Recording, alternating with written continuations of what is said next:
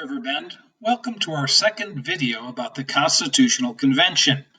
Today we're going to talk about two other major issues that we didn't discuss in our first video on the three major conflicts and compromises in the Constitution.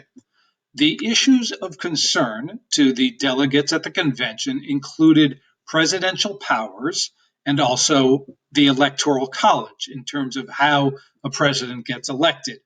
Now, the colonists had just gotten their independence from King George from Great Britain, and so they were pretty wary of having an overly powerful ruler, such as a president or a king. So that's why in the Constitution, they decided to list only a very few number of powers that the president would have as part of the executive branch. Those powers included being the commander-in-chief, i.e. the head of the Army and the Navy, and later the Air Force and Coast Guard. Also, the president was enabled to select members of his cabinet or her cabinet, as the case might be. And the president could also negotiate treaties with other countries and appoint ambassadors. Basically, they were in charge of the foreign policy of the United States. The president could also appoint judges as well as grant pardons for people who are convicted of federal crimes.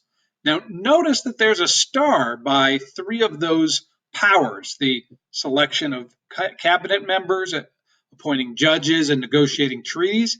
And that's because the president couldn't just appoint a nut job to be a judge. The president would need the consent of the Senate to get that judge, be it a Supreme Court justice or some other judge, appointed and placed on the court. Same goes for members of the cabinet, as well as treaties that the president would negotiate with other countries.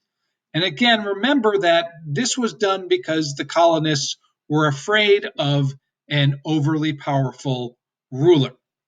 The other item that was of concern to the delegates at the Constitutional Convention had to do with how the president was elected.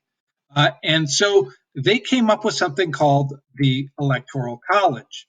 And the way that worked is that instead of direct elections for the president, where people would vote for the president and the votes would be counted and whoever had the most votes would win, instead, they created this thing called the Electoral College, where each state would have as many electors as it had representatives and senators in the U.S. Congress.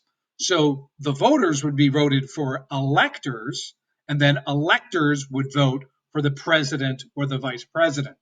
And this was done because at the time, the delegates didn't have a high opinion of the citizens and the population of the United States. So they thought, well, these people aren't that educated. They might need to vote for somebody a little bit more qualified. And so this was a compromise where the people would still be voting for representatives, but not directly for the president. So that's how the Electoral College came to be.